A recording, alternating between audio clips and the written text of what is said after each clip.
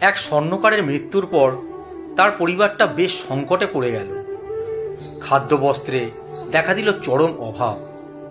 স্বর্ণকারের বিধবা স্ত্রী তার বড় ছেলেকে একটা হীরের হার দিয়ে বলল, এটা তোমার কাকার দোকানে নিয়ে যাও, সে যেন এটা বেচে কিছু টাকার ব্যবস্থা করে দেয়।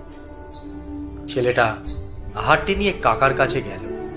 কাকা হারটা ভালো করে পরীক্ষা করে বলল, বেটা, তোমার মাকে গিয়ে বলবে যে এখন বাজার খুবই মন্দা, কয়েকদিন পর বিক্রি করলে ভালো দাম পাওয়া যাবে।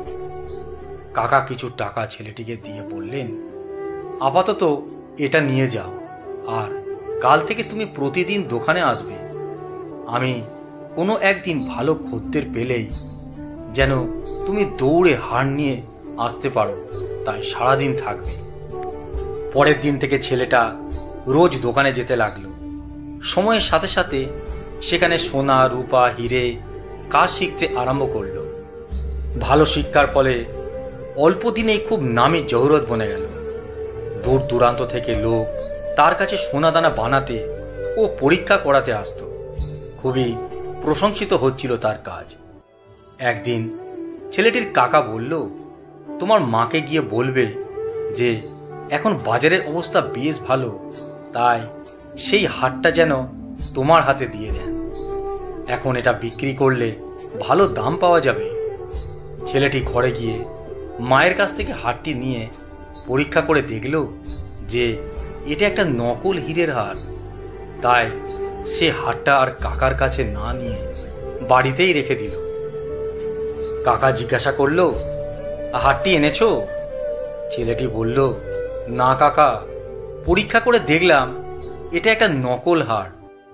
তখন কাকা বলল, তুমি যেদিন আমার কাছে হারটি প্রথম নিয়ে এসেছিলে সেদিন আমি দেখেই বুঝে নিয়েছিলাম যে এটা নকল।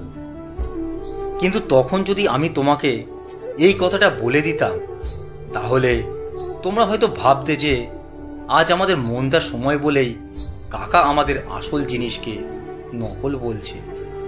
আজ যখন এ ব্যাপারে তোমার পুরো জ্ঞান হয়ে গেছে তখন তুমি নিজেই বলছো এটা নকল হার।